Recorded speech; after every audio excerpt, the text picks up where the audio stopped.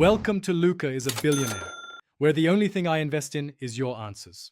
In this video, I will explain how to turn off a Mazda CX-5. First, ensure your vehicle is in a safe, stationary position. Always apply the parking brake firmly before proceeding to turn off the engine.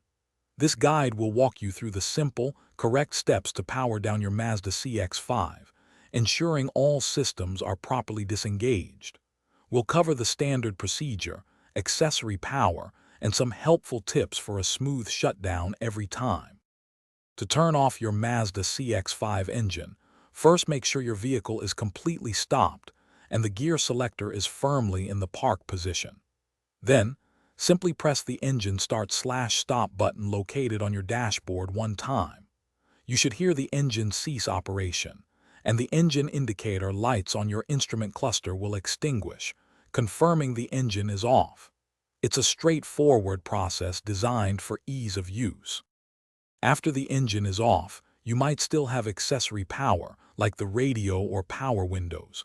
To fully shut down all systems, press the engine start/stop button a second time. This will turn off the accessory power, ensuring no battery drain.